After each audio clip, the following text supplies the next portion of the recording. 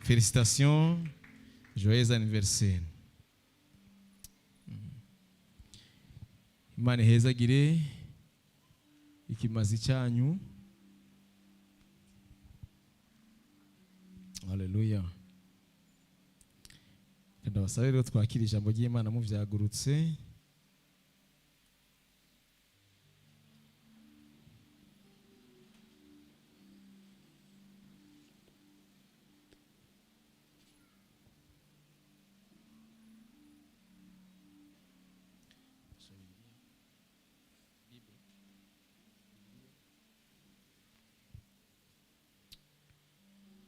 Turagushimiye kuri Imana igira neza. Uri Imana yuzuye ubuntu, uri Imana yuzuye imbabazi. Imitima yacu yagutaziriye, imitima yacu yaguhimbaje, imitima yacu yagushize hejuru papa. Wakiriye amashimwe, wavyagiye mu mashimwe y'abana bawe. Muri uno mwanya turasengeye imitima yacu kugira ngo ntihushe icyo wateguriye ubugingo bwacu uyu munsi. Utugirire neza biciye mu ijambo ryawe, uvugane n'umuntu wese Mana watoranirije kugira ngo abe muri kino kibanza. Ndabizi nakekeranya yuko atawinjiye ngaha mu kugigihamana, ariko nuko washimye yuko aba hano. Reka rero ave Mana sohoke muri kino kibanza atari umuhombe, ariko afise icyo yungutse biciye mu kuguhimbaza no mu ijambo ryawe. Urakoze, izina ryawe rihabwe icubahiro, izina ryawe rishimwe mu izina rya Yesu Kristo umwami wacu. Amen. Katurabe Bibiliya zacu tugihagaze. Ubutumwa bwiza bwa Matayo ibice ni 13.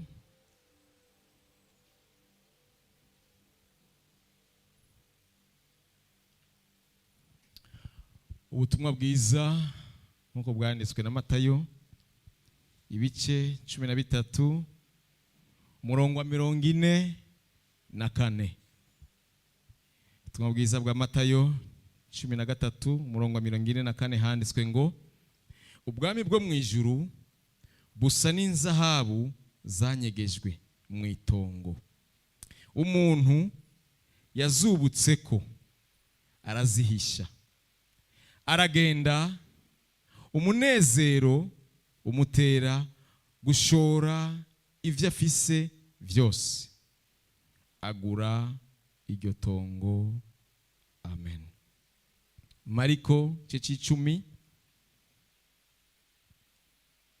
Mariko igice c'10 umurongo wa 28 guhera kuri 20. Reka dutangure 28 kugira ngo dutahure neza jambo. Mariko igice c'10 umurongo wa 28 kumanuka handitswe ngo maze Petero atangura kumubwira ati, raba twebwe twaretse vyose turagukurikira. Yesu aramubwira ati, ndababwira ukuri, nta waretse inzu, abavukanyi biwe, bashiki biwe, nyina canke se, abana canke itongo, kubwanje no kubw'ubutumwa bwiza, atazobishumbushwa 100 muri iki gihe cy'ubu. Inzu n'abavukanyi biwe, n'abashiki biwe, n'abanyina, n'abana n'itongo bisukiranijwe no guhamwa, kandi mu gihe kizoza azohabwa ubugingo budashira. Amen. Yohana, ubutumwa bwiza bwa Yohana 16. Ubutumwa bwiza bwa Yohana 16 umurongo w'indwi. Murongo w'indwi n'umunani handitswe ngo, ariko jewe ndababwira ukuri, ikizogira icyo kibamarira nuko jewe ngenda, kuko nintagenda umwitsa ntazoza kuri mwebwe, ariko ninagenda nzomubarungikira. Uwo niyaza azohinyuza ab'isi, abemeze ivy'icyaha, ivy'ukugororoka n'ivy'urubanza. Amen. Murashobora kuvyagira. Ahandi reka ndahasome mwicaye. Timotheo wa 2 igice cya 2 umurongo wa 19. Timotheo wa kabiri igice cya kabiri umurongo wa 19 handitswe ngo ariko itanguriro ry'Imana ryo kubaka ko rirakomeye, byanditswe ko iki kimenyetso ngo Uhoraho arazi abiwe, kandi ngo umuntu wese avuga izina ry'Uhoraho ave mu kugabitanya. Amen. Imana ishimwe. Ninde muntu atumva ikirundi yicenga? Uwo batumva ikirundi. Imana ishimwe yuko mwese mwumva ikirundi. Amen. Reka rero dusangire amajambo Imana yashize ku mutima wanje, nshaka yuko tuganira ko muri kino gitondo, kuko umuntu wese Imana yagiriye ubuntu bwo gushika ngaha muri kino gitondo. Amen. Amen. Imana ishimwe. Ijambo ry'umutwe tuza kuganira ko ni ijambo rivuga ngo ubwami bw'Imana. Kubariko barandika ubwami bw'Imana, utuburungu tubiri, kurekura no kwakira. Ubwami bw'Imana, turungu tubiri canke ushaka gusobanura yuko ubwami bw'Imana bugizwe no kurekura no kwakira. Ndasubiramwo ijambo ry'umutwe tushaka kwigamo canke teme y'uno musi wa Mungu. Ijambo rivuga ngo mu bwami bw'Imana bugizwe no kurekura no kwakira. Umuntu kugira ngo yakire mu bwami bw'Imana ategerezwa kuba ari umuntu yarekuye. Shaka ko ngenda bukebuke kugira ngo munyumve neza. Umuntu afise ikintu yiteze yuko Imana imuha, ikintu kivuye ku Mana vy'ukuri, ikintu yiteze yuko Imana yomuha cy'akamaro, n'umuntu nawe nyene afise ico yarekuye. Amen. Amen. Nta kindi umviriza fondation y'ubwami bw'Imana, ikintu cyatumye ubwami bw'Imana bwubakika, cyatanguranye n'igikorwa cyo kurekura gikurikirwa n'igikorwa cyo kwakira. Nta muntu n'umwe ashobora kuronka inyishu ivuye ku Mana. Shaka munkurikirane neza, shaka kugenda buke kugira ngo mwese mwicaye hana muri kino kibanza mugire ikintu mutahura muri kino gitondo. Nta muntu n'umwe, ndabisubiramo, nta muntu n'umwe yabayeho mu bwami bw'Imana afise ikintu yakiriye kivuye ku Mana adafise ikintu yabanje kurekura. Kuko ubwami bw'Imana fondema yabwo igizwe no kurekura no kwakira. Amen. Nariko mvuga nti ubwami bw'Imana bugizwe no kurekura no kwakira. Umuntu arekura iki kugira ngo yakire iki? Amen. Amen.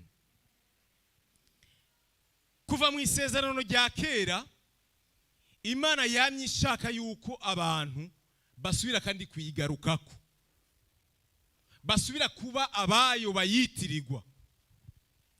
Ndababwira impamvu ndababwiye iri jambo ry'Imana. Ndabizi neza ko hagati muri twebwe havyagiyemwo abantu badafise amajwi abagiriza ku Mana bakijijwe. Ndabizi neza ko hagati muri twebwe hicaye abakijijwe bafise amajwi abagiriza ku Mana. Aha nyene twicaye ngaha.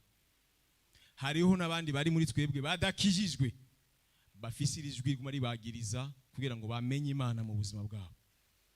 Niyo kategori y'abantu batatu bicaye ngaha. Uko mwicaye ngaha mwese eta y'imitima yanyu si imwe. Ariko iri jambo ry'Imana iminsi yose riza kugira ngo abantu bose bavyagiye mu ngoro y'Imana bagire eta dame imwe.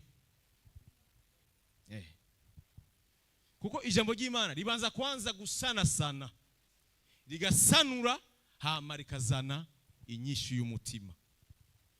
Ngira mvugane n'abo bantu bose bari ngaha. Umuntu atagira ijwi rimwagiriza mu mutima kubera iki? Kugira ngo arushirizeho kubaho ubuzima buhimbara Imana, bunanezera Imana, anarushirizaho kwakira ingabire zivuye ku Mana. Umuntu afise ijwi rimwagiriza kubera iki? Umuntu afise ijwi rimwagiriza kuko umuntu afise ijwi rimwagiriza niyo obstacle, ni ntambamyi, ntashobora kugira ikintu abwira Imana, kuko imbere yiwe hamwe n'Imana hariho ikiraro kimubwira ngo wewe nturekuriwe kubwira Imana ibi bintu. Kubera iki? Hari ibintu ufise bitari vy'Imana, utegerezwa kwanza kubirekura kugira ngo wakire ivy'Imana. Amen. Uyo nawe ataramenya Imana, atazi n'ubwami bw'Imana aho butangurira no buhereza, amenye neza yuko ijambo ry'Imana iyo rije riba rije kugumunyavyaha kugira ngo ahindukire umuremyi wiwe, hamabeho ubuzima bunezereza Imana, kandi muri ubwo buzima bunezereza Imana nawe nyine abwungukiremwo. Amen. Amen. Nico novuga nti nico kintu kigize iri jambo cyako tuganira muri kino gitondo. Haleluya.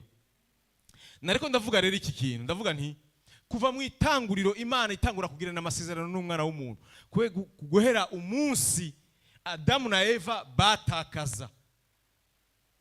Bamaze gutakaza, Imana yamye irikiragwana kugira ngo irondere solution yingene imigenderanire hagati y'umwana w'umuntu hamwe n'Imana isubira kandi kuba myiza.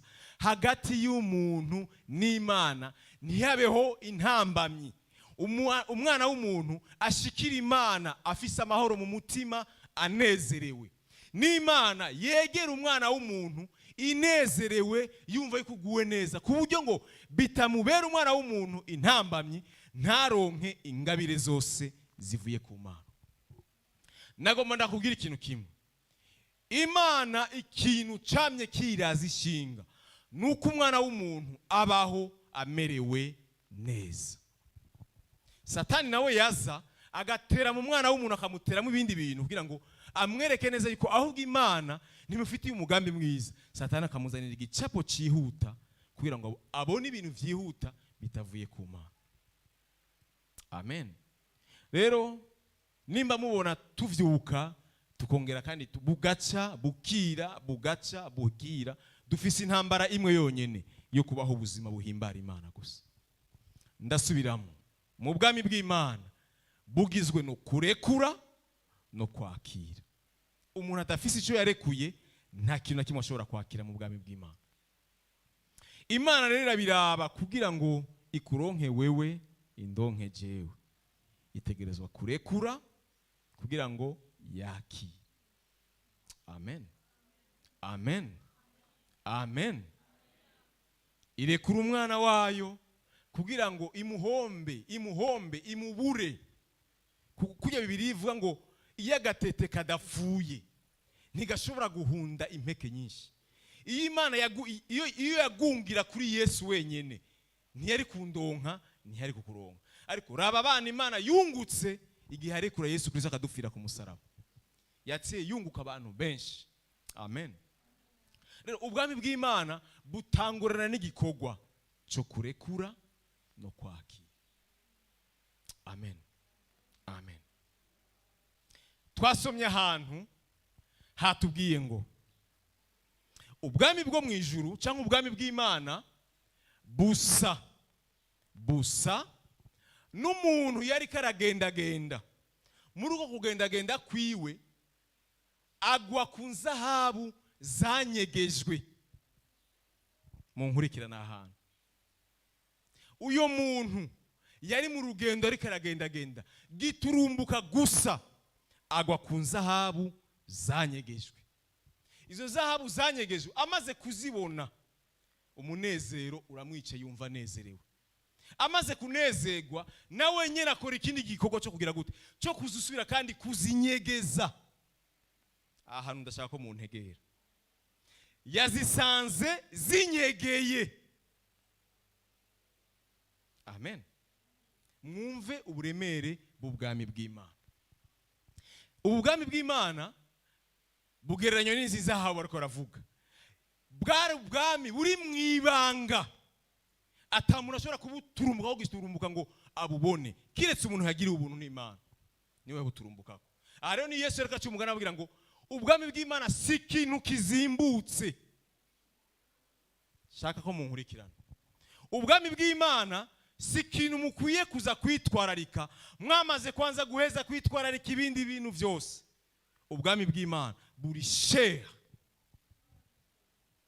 Ubwami bw'Imana buranyegejwe, bubonegwa abantu bashobora kububona n'abantu baburondera. Umuntu yari kararondera kubera kurondera kwiwe abugwako. Haba amaze kuburonka deja ahantu hantangaje, deja yabusanze bunyegeje. Ninde babaza ikintu kimwe twimvira ahantu yabusanze bunyegeye. Iki kintu cyamutumye gusubira kandi nawe nyene ngo abutore agenda bwimure yongere kandi abunyegeze. Alo, amen. Yabunyegeje ubwira kabiri kubera iki? Yabunyegeje kugira ngo bubibanga giwe hamwe n'Imana.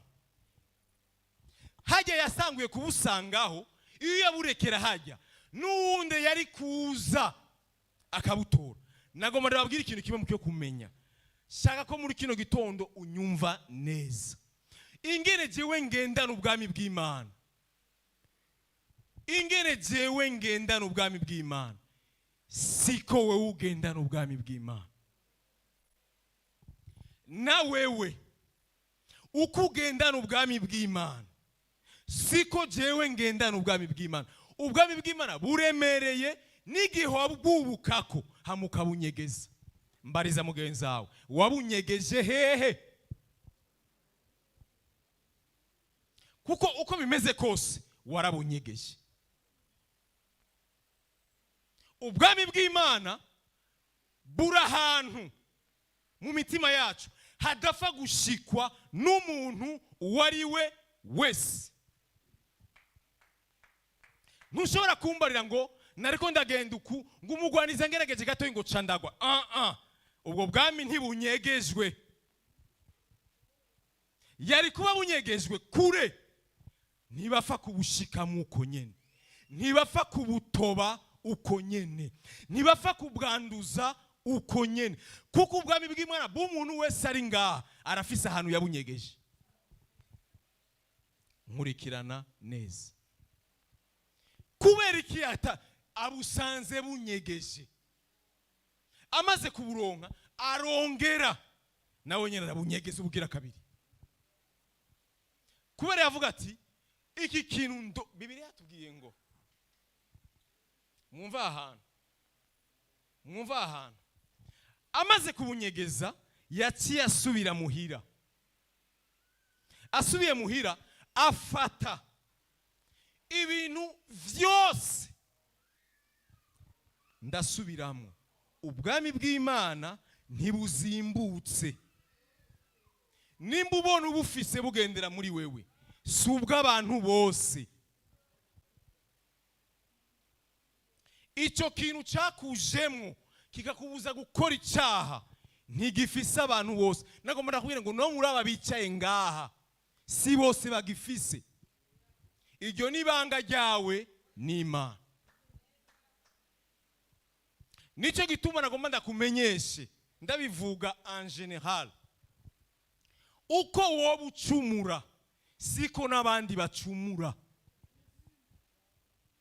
Uko woba ubwandagaza umuntu wese yabubona akabukritika siko abandi bose babwandagaza. Uko turi hano turafise uburyo twabubitse. Ndagusubiriramo, ntabwo ari bw'igiciro kinini bwatumye uyu muntu yaburonse ahera. Bibiliya yavuze ngo yafashe ivyo atunze vyose arabigurisha kugira ngo agire iki? Aparvene. Umviriza, tugende bukebuke. Igihe yabunyegeza nkurikirana, igihe yabunyegeza ntubwari bwiwe, ntibwari ubwiwiwe, bwahindutse ubwiwiwe igihe yagiye muhira afata ivyo atunze vyose arabigurisha kugira ngo agire gute, agende afate bige yari afise avyeshanje n'ubwami bw'Imana. Ubwami bw'Imana bugizwe no kurekura no kwakira. Umuntu wese afise ikintu yiteze ku Mana ategerezwa kwereka Imana ivyo yamaze kurekura.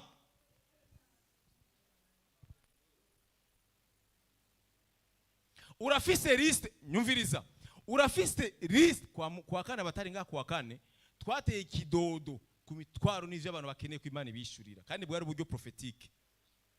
Amagenda yaraje nga turayatera kwikashi. Ndabasubiriramo ijya liste mwatanze mube mufise yindi ku ruhande y'ibintu mwahevye. Nyumviriza, kugira ngo uronke ubushizi bw'amanga cyangwa ubushizi bw'ubwoba bugutuma uzana ibintu kumana kugira ngo Imana ibigukorere, ugapanga repertoire y'ibintu birebire, ube emeza neza ko ku ruhande rwawe hari yindi liste ushobora kwandika ndende y'ibintu waretse. Kugira ngo wakire ibi hatereza kuba biro na liste y'ibindi waretse. Ubu butumwa naburonse nshaka kunganira ubutumwa umwungere mukuru ariko aravuga ibijyanye n'agatete iyo kadapfuye kadashobora kunguka. Muraza kubona ikintu gitangaje, muraza kubona ikintu gitangaje. Ivyo abantu banka kurekura, ivyo bintu banka kurekura bakibwira ngo iki ndakirekuye ubuzima bwanje bwoca bwononekara. Reka ndege kubivuga ndaza kwashika.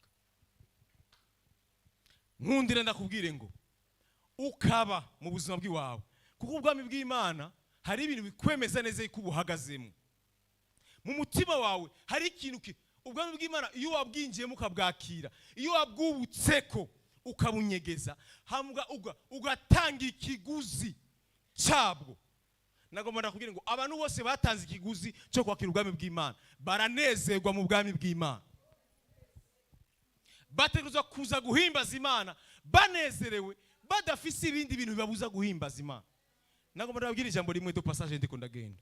Abantu b'abakomersa muri ngaha mudandaza, mufise ivyo mudandaza ku munsi ku munsi, waramaze no gupanga, urabizi neza yuko ku munsi ndandaje nungukaye. Urabizi ndiko shaka ndabizanye mu buryo bwo gucuruza kugira ngo mu ntege neza gutwe. Umuntu mu buryo mubiri aradandaza, arashora akadandaza akunguka. Mugabo ntashobora kunguka atabanje kwanza kugira ivyo asohoye.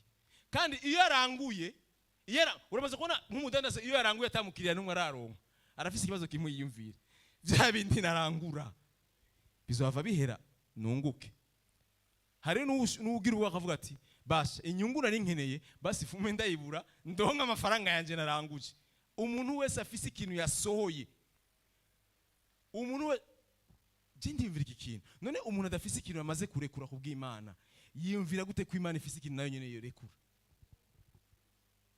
Hari ikiguzi ikeneye gutanga, we nawe icyo kiguzi ntacyo ukeneye gutanga, ariko ukeneye kwiguha. Imana iha abantu bafise ivyo barekuye. Ndasubiramo, ubwami bw'Imana kuva no munsi ubimenye nimba atavyo waruzi, abantu bakeneye kwakira n'abantu bamaze kurekura. Kubera ko uyu muntu atavuze ngo ko nabwibutseko bwabaye gwanje. Mwene data nagomba ndakubwire ngo ikintu cyose uzokenera ku Mana urafise ikiguzi utegerezwa gutanga. Wanka wemera utegerezwa gutanga ikiguzi cy'icyo kintu. Nkeneye yuko ubuzima bwanje bw'impemu mishurirwa, Imana ishobora kandi kunduza ku rundi rugezo mu buryo bwo guhagarara imbere Imana nkahezagira abantu. Ntegerezwa ari ikiguzi, hari ikintu umviriza, ndiko ndavuga ikiguzi, si ndiko ndavuga ivyaha.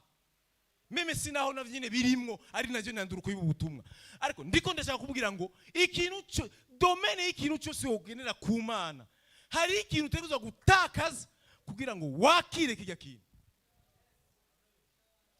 ntushobora kugarama ku gitanda hama ngo ari ikintu Imana nibikunda. Utegerezwa gusohora kugira ngo winjize. Abantu bose binjiza n'abantu babanje gusohora.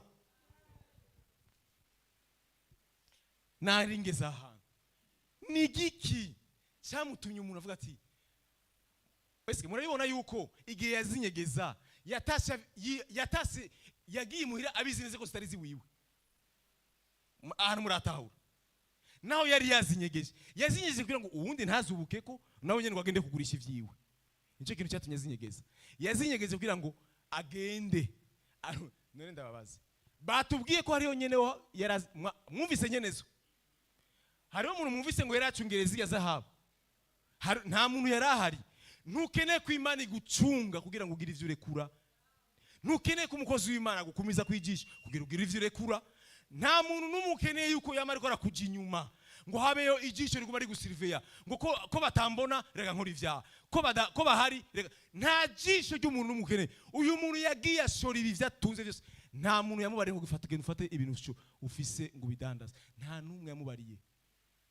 Nibatubariye ko n'inzahabu ari umuntu reka azicunga mugabo zari zicunzwe.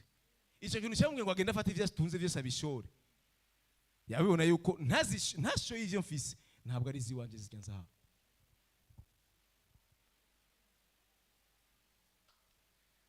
Ahantu hose wo kwifuza gushika mu buzima utegerezwa kuba waramaze kugira ishusho isa naho hantu wifuza gushika.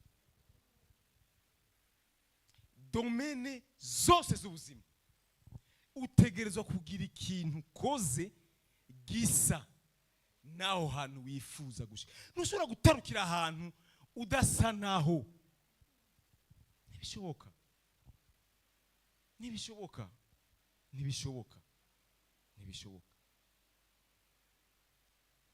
Ndabiki ikintu rero kugira ngo mbwire abantu bama bashaka abantu Imana ibuze ikintu bakanka kukireka bakacumira ko kubera ubwoba bw'ubuzima ari ivyaha. Ari ibintu Imana uretse ko Imana ishobora kukubuza ushaka kubwira ngo Mana ndakeneye gushika kuri urugezo. Imana akakubwira ati okay ugere gushika kuri urugezo ururekure rero akama yumira kuri ugo. Imana akakubwira ati uru rugezo ingene twabipanze mu ijuru ubanza konza kurekururu kugira ngo ushike kuri utarekuye uru ntushika ngaho. Akibwira ko arurekuye bizoba biheze. Twasomye ahantu hatubwiye ngo nta muntu yaretse inzu, yaretse abo bavukana, yaretse ivyo atunze mu nkurikirana ahantu neza. Yaretse twahasonye mu butumwa bwiza bamwe ariko igice cy'icumi umurongo wa 28 gushika kuri 30. Genda murabe ikintu ciyongigo speciality y'ikintu kirimo. Bijya bintu yaretse nivyo batubwiye kandi ko Imana yasubiye kandi kumuha. Niho hantu hantangaje. Ico kintu udashaka kureka wibwira yuko ukirekuye kizoca gifa. Imana izo gusubiza ikirenge cyane ico nyene mugabo yakimultiply. Yesu yabwiye ngo ndababwira ukuri nta muntu yaretse inzu yaretse ibi nibi atazobisumbushwa incuri ijana acavuga ngo inzu arabisubira mu vya bindi nyene wa wundi yareka. Sizi ko umuntu yumva ikintu ndavuga ngaha. Ivyo ugwanira kutareka bireke kuko mu bwami bw'Imana hariho ivyo nyene biri original bitari mu ijwi rikwagiriza ikibi.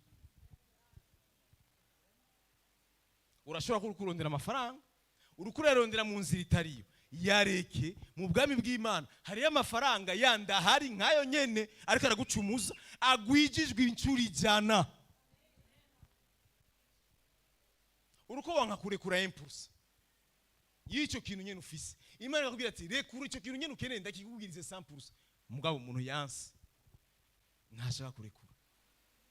Imana yakubuza ati rekura ingeso tunganya ubuzima buku ukanka ukibwire ko bidakunda. Nagomba ndakumenyesha Imana igufitiye inyishu isumbiye urimwo kwigwiza ijana. Nahawe ho kwizera Imana gusa ukayemereka kurana n'ubuzima bwawe. Ntushobora kubona inyungu z'ubwami bw'Imana udafise ibintu utegerezwa kurekura. Kandi Imana utarekuye ntimugendana. Imana utarekuye ntimukorana. Uraza babwira ikintu kimwe. Turi mu myaka ya nyuma. Turi mu myaka ya nyuma aho abantu sintinya kukivuga. Aho abantu bakeneye kumva ubutumwa bwiza bubanezereza. Bashaka kumva ijambo ry'Imana riza gene na hejuru kuri vya bindi bamaze gushiraho. Ijambo ry'Imana ntibarifatanya n'ikindi kintu.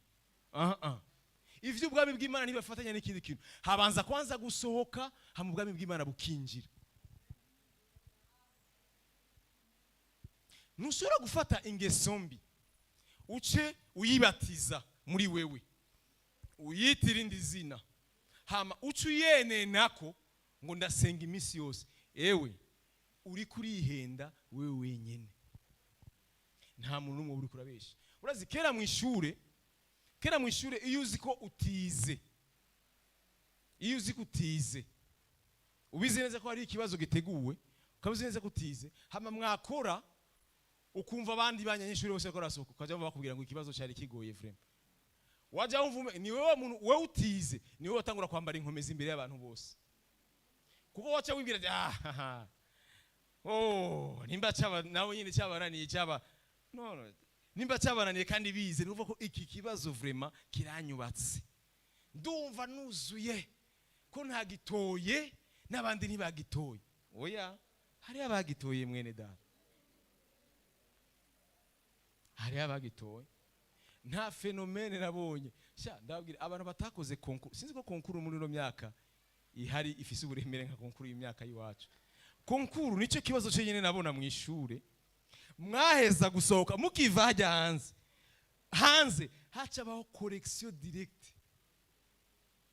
Mugisohoka baca batangura kuvuga inyishu. Mu mujyo uza gusubira kwicera kuri ikindi kibazo ufise ibiyingi mu mutwe. Wibaza ibintu wakoze, wibaza cyakosorerwa hajya nyene. Amen. Nababwiye ijambo rikomeye. Shaka iri jambo murishira muri bika murishire kuri. Nababariye ngo twese uko turi hano siko twanyegeje ubwami bw'Imana mu buryo bungana. Umuntu wese ari ngaha arafise aho yabunyegeje. Tubunyegeza kubera iki? Tubunyegeza kuko tudakeneye ko hari ikintu na kimwe cogira icyo kibutovyemo. Cyo kibutovyemo ni ingorane kuri twebwe.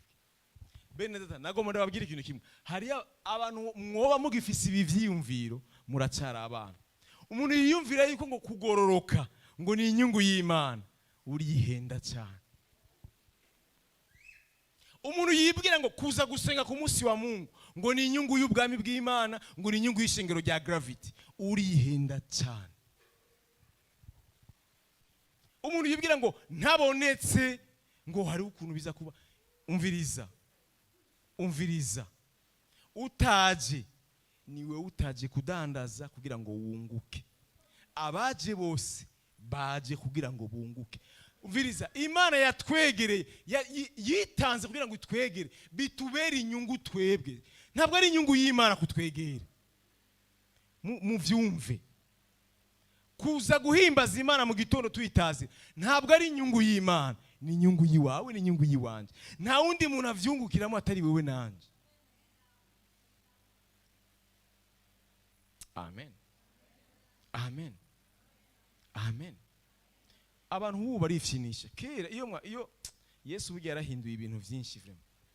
Yesu yarahinduye ibintu byinshi. Ego hari ibintu bimwe yakuyeho vyasa nuko biremereye. Mu isezerano rya kera abantu urababwira baze gusenga ku munsi wa Mungu bakaza barushe baremerewe. Mu isezerano rya kera isabato yatangura vendredi ku mugoroba. Wategerezwa kuba ufise plus de 3 jours atakintu kimuri kurakora yose ari iminsi yitirwa Imana. Ngabo Yesu amaze kuzuka twakira umunsi umwe gusa wo gusenga. Mugabo ikintu gitangaje muri no myaka, ikintu gitangaje muri n'uyu munsi umwe usigaye unanira abantu kuza gusenga, usigaye unanira abantu kuza guhimbaza. je sinzi ikintu bene data turi mu bihe abantu basigaye bafata ubwami bw'Imana bakabufata nko kumenga nta gaciro bugira, ariko nagomba ndababarire ego mu buzima bwawe urashobora kubutabuha uburemere, ariko twebwe twarabutahuye ubwo ari bwo, twaratahuye ubwami bw'Imana ubwo ari bwo. Umuntu urashobora kubona umuntu umwe muri situation zibiri ukiyumvira eske uyu muntu niwe uyu cyangwa uyu n'uwundi. Urashobora kubona umuntu aje kurondera Imana, nta kintu kimwe Imana iramukorera, wamuraba ingena senga, wamuraba ingena arondera Imana, ukabwira ati uyu muntu uko bimeze kose arakora ku mutima w'Imana kwe. Jewe mu bintu nize, mu bintu namaze kubona ngaha musi y'izuba, nta muntu ankanga mu kurondera Imana. Naho kandi nabonye bajya abantu barurumba cyane, baza barurumba nibo bantu ba mbere bagenda mu yihuta ya mbere. Nibo ujya muntu azuza kubwira ngo ibi ngo Imana honye nubare ngo Imana yambariye ngo kuza gusengera nga tuba duhejeje gute? Ni wewe wakunze ngaha, ni wewe wanezerejwe no ngaha. Muze muribuka yuko muri abantu, umuntu rero agizwe n'amasantima, reka kupoperanya amasantima namwe muyera. Hari none babwire abantu bose bagenda baragira amaksida muri isi y'imwemo, nabantu bafatanya santima namwe muyera bakivizita ikintu kimwe. Hari umuntu akunda umukobwa amasantima akaza akavugira ngo ni Imana yamubwiye. No, wamukunze kandi wamukunze mu buryo bw'umubiri. Imana burayireka kwanza turindire turabe, kuko Imana bizogaragara neza ko ari iwe mubanye. Sinase yuko ishobora kuvuga hakabaho abica amasezerano, ndabizi birabaho ama exception. Mugabo nagomba ndababwire ngo abana b'Imana benshi tuvanga amasantima yacu n'ubwami bw'Imana. Urashobora kubona umuntu ari kararira yasohoka hajya hanze, ukiyumvira ko uyu ni wa wundi yerekana, none uyu ni wa wundi yerekararira. Okay, yari kararira, yari karizwa niki? Moi je tire attention mu bwami bw'Imana, kuko mu bwami bw'Imana urashobora bene data nagomba ndabwira ubwami bw'Imana burateye ubwoba. Urashobora kwibwira ko urakora ikintu, kumbe nta kintu na kimwe uri kurakora. Urashobora kwibara mu bwami bw'Imana, urashobora kwibwira ngo narubatse ibintu mu bwami bw'Imana, narashijeho ibintu Imana yakuraba. Ati no, tukuravye nta kintu na kimwe, ahubwo nuranatangura gukora. Allo ubwami bw'Imana buragoye kandi ubwami bw'Imana buratandukanye. Ntushake kuzana ama effet physique uyazane muri monde spirituel. Tando mwumve neza iri jambo. Ubwami bw'Imana ntushake kubupanga ubufatanye na kujya kunubayeho mu buryo bw'umubiri, kuko mu bwami bw'Imana umunsi umwe ungana n'imyaka 1000. Imyaka 1000 nayo ingana n'ubwami ungana n'umunsi umwe. Ahantu narahiyumviriye ndave none mwe muyereke ikintu kiragoye. Urazi impamvu ndababwira impamvu kigoye. Umuntu ashobora kuza mu bwami bw'Imana aje nko gusenga muri domere y'isi y'impwemu, agakora akantu gatoyi, agaca afata ujya mwanya yafashe akarakora kiya kintu, akaca witira. Dufate nkuko urashobora gukronometa, kuvuga ati nasenze iminota 30. Iyo saha warabiyeko ni isayo mu buryo bw'umubiri, niyo warabiyeko. None bibaze ko ijye minota 30 wafashe mu isi y'umubiri ingana gute? Kuko umunsi umungana n'imyaka 1000. Muriko murumva speed, murumva speed iri mu bwami bw'Imana ingene ingana. Uyu munsi umwe twamaze mu bwami bw'Imana ushobora kumara imyaka, uyu munsi umwe nyene uyu munsi umwe twahagaze nka duhimbaza Imana urashobora gusimboliza 1000 ans. Nico mwibaza ko ndababwira ijambo kubera iki? Kugira mutahure neza yuko ntuzoza n'ibintu bipfuye uko bipfuye ngo bizane mu bwami bw'Imana, ko birashobora kumara eternity imbere yawe. Hari abantu rero babita ivyaha ngo ni bito bito babikorera mu bwami bw'Imana, bakibaza ngo birangiranye n'uwo umunsi umwe ungana n'imyaka 1000. reka kujarajara mu bwami bw'Imana. Urashobora kwiyanduza ukitufya ukabiharura muri chronos mu myaka mu masaha y'abana b'abantu ukibaza ngo niko bimeze. On vit dans l'éternité. Tubayeho muri eternité. Nasenze iminota ibiri. Ni iminota ibiri mu isi y'umubiri. Mu isi y'imwemu. Narababariye. Ugiye muri Daniel ugasoma hajya ahantu umwami Berusheza ariko abona igikonje n'amadasubira muri ijambo. Banditse baravuga ngo mene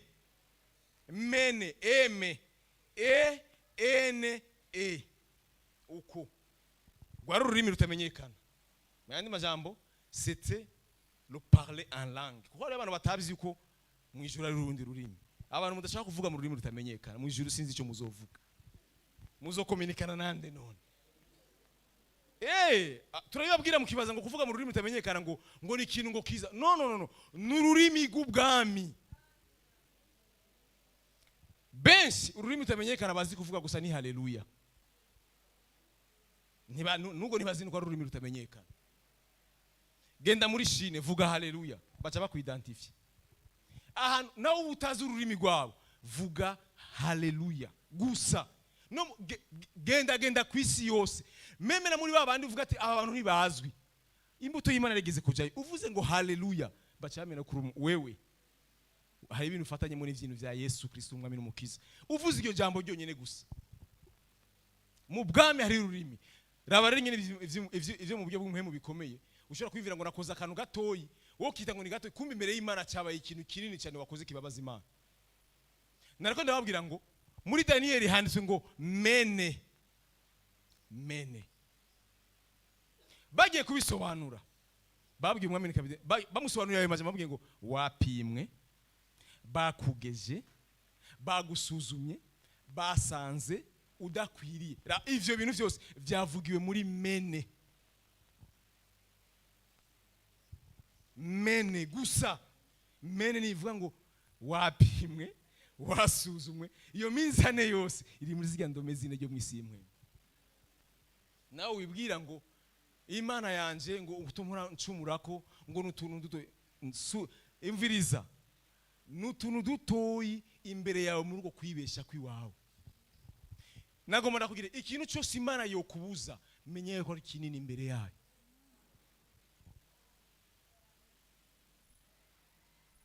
Amen. Nariko ndavuga rero ahantu isi igeze abana b'abantu meme n'abantu bakijijwe bashaka yuko babwigwa ibihwanye n'ingene bo bashaka. Nagomba ndababwire bana b'Imana hariho umunsi kandi iyo minsi rero turayijyamo aho abantu bazo kwifuza kubona babwira ubutumwa bwiza bw'ukuri. Akumva muri Bibiliya biranditswe ngo hari igihe bazoza batubwire ngo tubwire bwa butumwa ngo bukora ku mitima yacu. Ngo muri icyo gihe ubwo butumwa nta ngomezi buzo nibuzo bwikora ku mitima kubera iki? Igihe cyabwo cyararangiye. Nimba ubona Imana ishobora kuvuga ukumva yuko umutima wawe guhera kurumanya uri kwagiriza wumva mu mutima wawe ukugira gahinda nuko igihe cyo kwiryo jambo rifatana no mutima wawe kigihari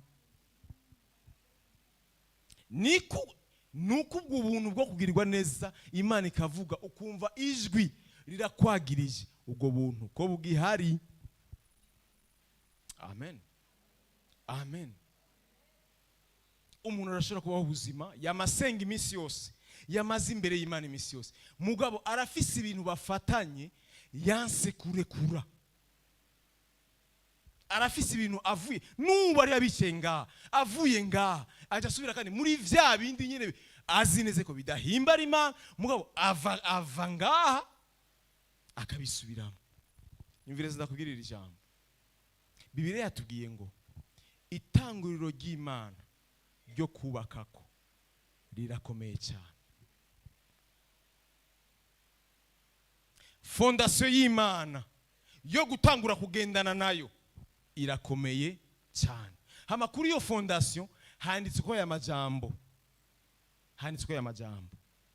Imana irazi abantu bayo. Virgile.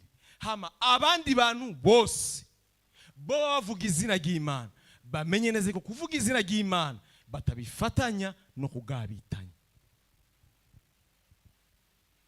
Amen. Amen.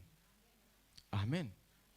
Turi hano twaje gusenga twese, ariko murashobora gutangara imbere y'Imana hagati yacu hari ama distance akomeye. Hari twuvyagiye ngaha nyene, twaririmbye indirimbo imwe nyene, twatazira Imana imwe nyene. Mwo basanga jewe imigenderane mfite namwe n'Imana, wewe hagati yawe n'Imana hariyo imanga ndende ntazi yariyo. Twaririmbye indirimbo imwe, twasenze Imana imwe, kuwa kane tuzoba turi ngaha, kuwa Mungu tuzogaruka ngaha. Mugabo hagati yawe n'Imana hari ikirere kitagupermeta kwegera Imana, kandi Imana ari so wawe. Ico kintu nico naje kubwira no munsi, gikureho. Kuko mu bwami bw'Imana utegerezwa kuba ufise ibintu rekura kugira ngo ugire ivyo wakira. Rekura ico kintu cyose ubizi neza ko kidahimbara Imana, kugira ngo wakire vya bindi vyose wifuze yuko Imana iguha. Amen. Amen. Amen. Ivyo wifuza kurekura, ivyo Satani akubwira ngo ibindabirekuye ubuzima bwanje nta buzoba bupfuye, ivyo nagomba ndakubwira, ndakwemereye uno munsi, ivyo nyene wanka kurekura nivyo nyene Imana yaguteguriye nyene. Ikibazo ndiko nivira niki cyane, kuri kudashobora kurekura ibi bintu kandi ubizineze ko ngaha wari ubikiwe nyene ivyo bintu nyene. Nimba Imana ari ingeso irikira kubuza, ikubuza iyo ngeso kubera hariyo recompense nziza y'umuntu yaretse ico kintu.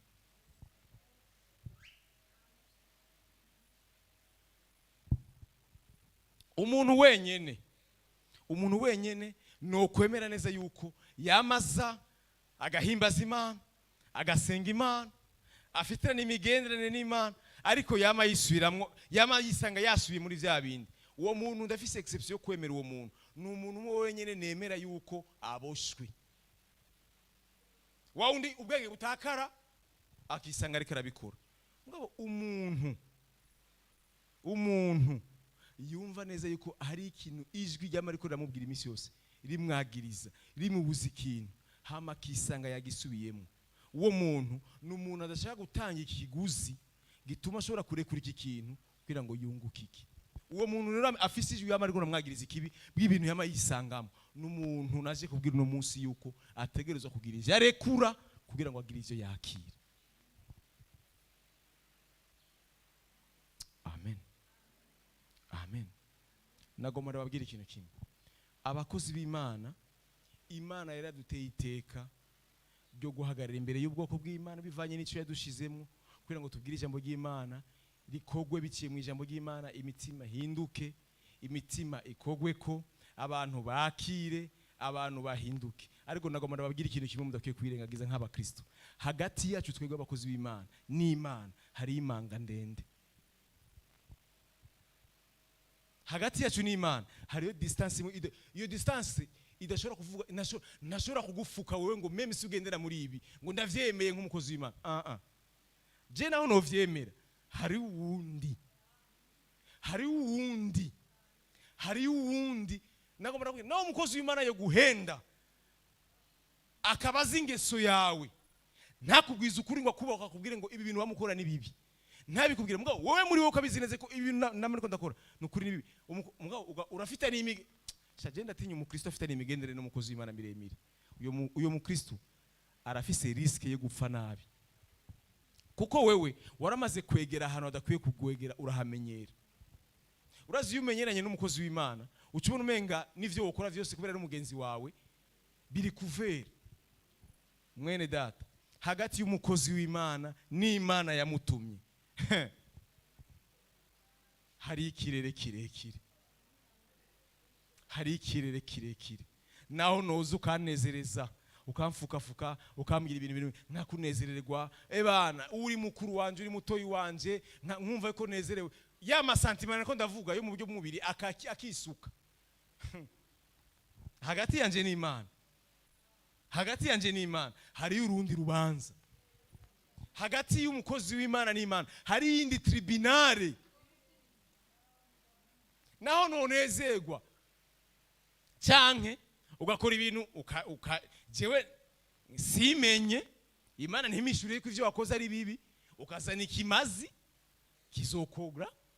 Kuko Bibiliya ivuga ngo igikoze ku gicaniro kica gihinduka icera. ego ndaribabarire n'iryo jambo. Genda wibe amafaranga uyazanira umukozi w'Imana atazi uburyo wayaronse, umubwire yuko wayaronse neza, ntavyazi warayamuhaye ayateretse ku gicaniro, guhera kuri uwo mwanya yateretse ku gicaniro aciye acika yera. Ariko wewe ntabwo ubaye wera, kuko wewe usigaye hagati yawe n'Imana n'umukozi w'Imana hariyo tribunal.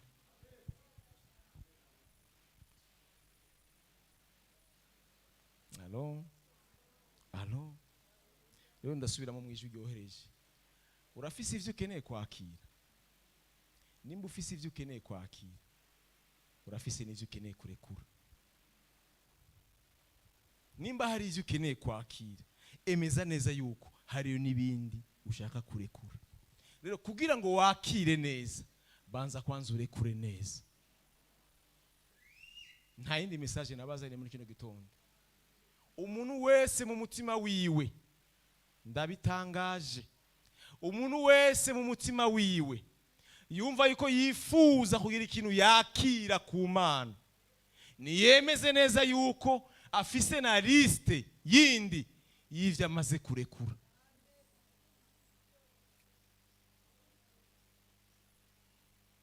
Kuko ubwami bw'Imana butangurana n'igikorwa cyo kurekura. Warubutse ku nzahabu, utegerezwa gutanga ikiguzi c'izo nzahabu wubutseko. Kandi ata muntu n'umwe yakubari ngo genda ugurishe. Wewe mu mutima wiwawe ni wewe wibwiye ngo ndafise ibintu nari ntunze bidakwiriye Imana, ilifo ko ndabisorda, ilifo ko ndabigo. Uyu mu majambo make washize kutubwira ngo uyu muntu yafashe ibintu arabidandaza, ni umuntu yirukanye ibintu vyose bidahimbara Imana kugira ngo zijya nzahabu yubutseko zironke ikibanza. Uyu muntu yadandaje, yagiye kudandaza ibibi vyose vyoto. Nenda kubaze, ubwami bw'Imana wobugura iki? Nta kintu kimwe wobugura. Yari umugani kugira ngo batwigishe neza yuko ubwami bw'Imana hari ibintu utegerezwa gukura mu buzima bw'iwawe kugira ngo buronke ikibanza mu buzima bwawe. Genda udandaza ubusambanyi, genda udandaza ubusuma, genda ushore kubesha, genda ushore ishavu, genda ushore ikintu cyose wumva kitameze neza, ukigurishe. Ikiguzi cy'ubwo buremere bwo guheba, icyo kiguzi nicyo kiri capable kugura ubwami bw'Imana. Mu yandi majambo, ubwami bw'Imana buri umuntu wenyine ashobora kubugura. Ni umuntu yagurishije ingeso mbi zose, ni wagura ubwami bw'Imana.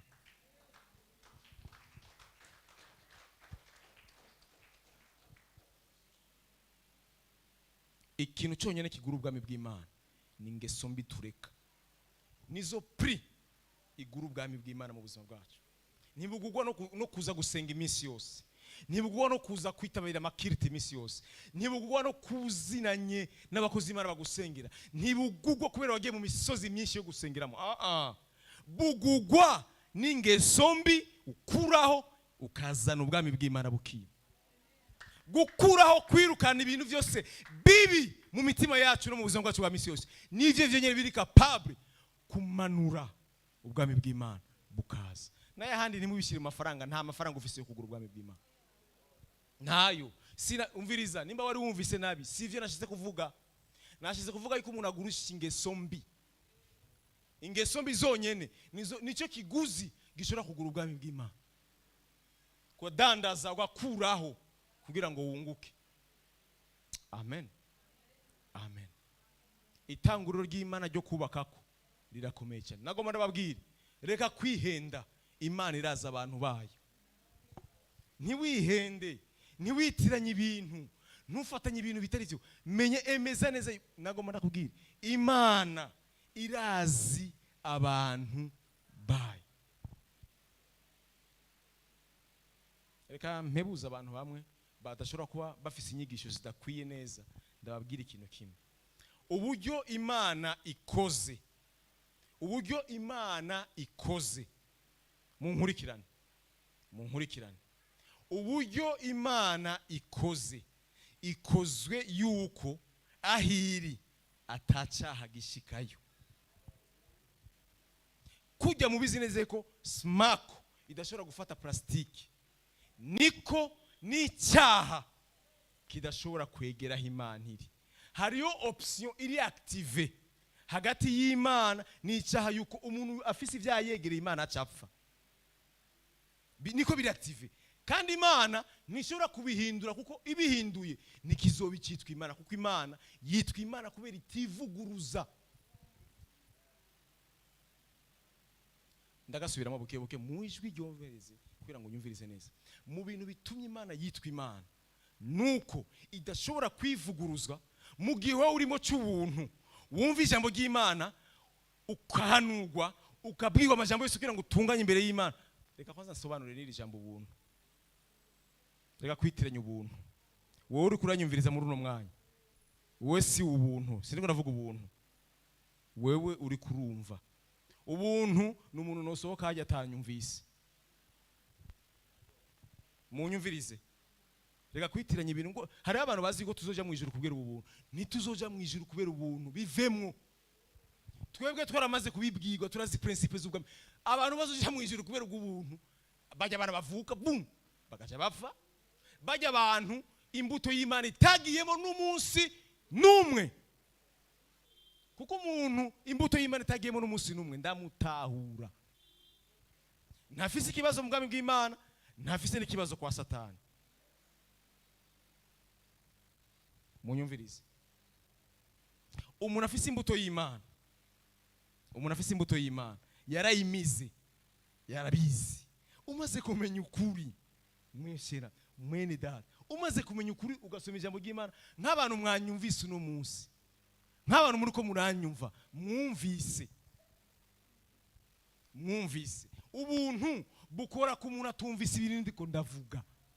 Umutima wiwe utigeze uvyakira. Imana ntiraktiva muri we akantu ko kumva ubwoba bwayo. Ntarakira umuco muri we. Uyo ni ubuntu bukorerako. Nibo abandi bibiri tubwira ngo bazokira nk'abokowe kugicanira. Ariko wewe uri kuranyumva. Wowe uri kuranyumva. Wowe uri kuranyumva. Wamaze kunyumva ivyo navuze. Wamaze kumva ikintu Imana yari kuyuyu munsi. Wamaze kunyumva. Wowe ntukeneye ubuntu. Wowe ukeneye kuza gushira mu ngiro icyo Imana yakubariye. Wowe ukeneye kuza gushira mu ngiro icyo Imana yakubariye. Reka kwiyandagaza wibwira ngo mwijuru hazogenda ngo abantu gabasha. Ngwe muhangu ntubone ngo iryo juru ngo rirakomeye. Eka ivyo ni vyimviro vyiwawe ufise mu mutwe wawe. Reka kwibwira ko abantu hari abantu ushobora kuvuga no kaje ngo nibaze ngo abagororotsi ngo ari abagororotsi. None Imana ivuga ko abagororotsi bahari. Ni wowe uvuga ko abagororotsi badahari. Yesu baramubajije ikibazo arababwira. Baramubajije ikibazo avuga ngo nonega mwami wacu. Ngwese ngubona ngo abantu baba bariko barakizwa. Ngwese ngubona ngo ari benshi. Yesu arababwira ati mushirami. Abantu bariko baje mu bwami bw'Imana bariko barabandana. Mwandi majambo agaturuko kwinjira mu bwami bw'Imana ni gato. Ngo hariyo masse igumi nigana. Wora kuvuga ngo bakizwa ni bake. Uvuga ngo abantu bagororotse ngo ni bake. Ngo ni bake. Bibiliya itubwira ngo bariko barabandana. Bariko barabuniganira.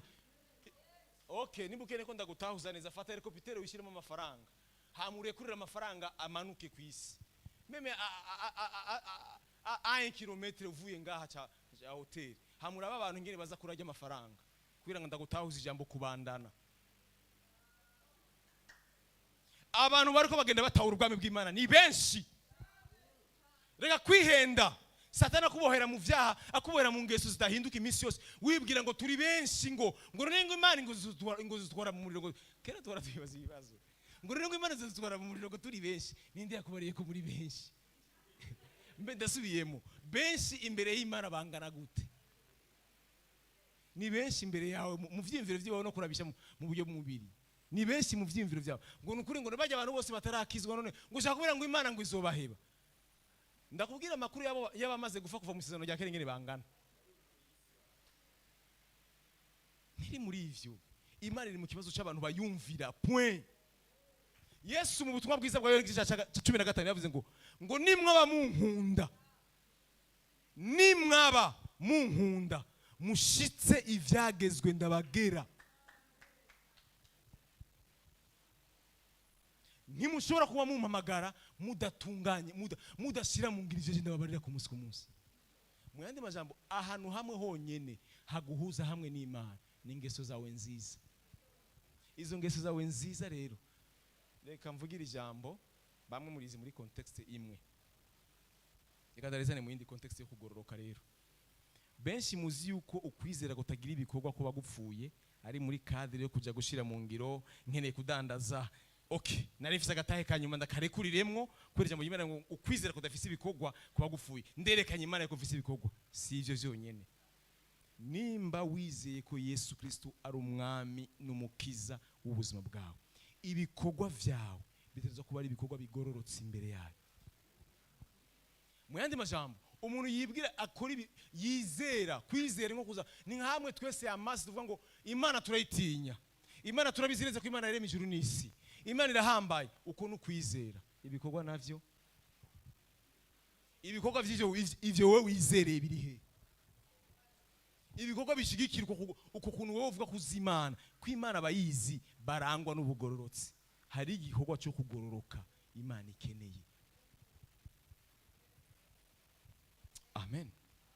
Amen.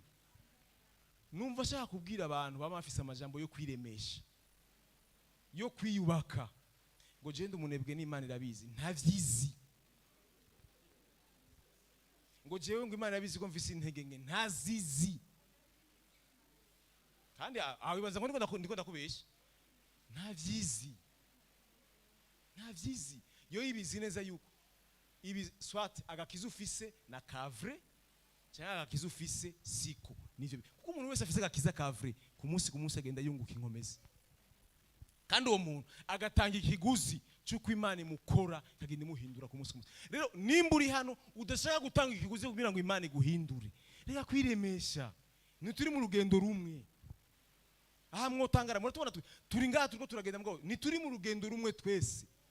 Aha hari abantu bayicenga mugabo inzira y'agakiza sibo ntibayirimwo. Imuhira Imana irindira ibabwira ngo ndangirije kuri verse.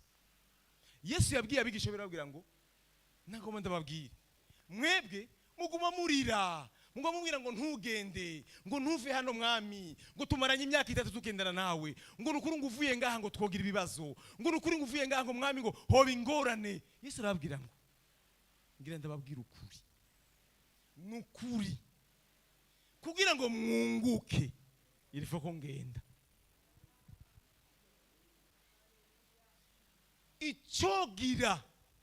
Ico kibamarira kuko ngumanye namwe meme sindaho ndi Jezi nta na kimwe no bamarira muri uno mwanya. Sinzi ko umuntu yumvise. Yesu ndabisubiyemo yavuze ngo meme sinabacunguye bige bitangaza vyose mwabonye nakoze bihambaye narabikoze ngo kuri uno mwanya kuko Imana ari Imana y'igihe. Iki gihe duhagazemo ngumanye namwe nukuri nta kintu na kimwe mworonka. Icyo babera cyiza nuko jewe ngenda hakaza wundi. Uwo wundi rero niwe natanguye mvuga kuva mu gatondo kugeza aya masaha. Ni wa wundi akwemeza yuko iki kintu sico kireke fatana niki. Umuntu asuzugura kino gihe, umuntu asuzugura igihe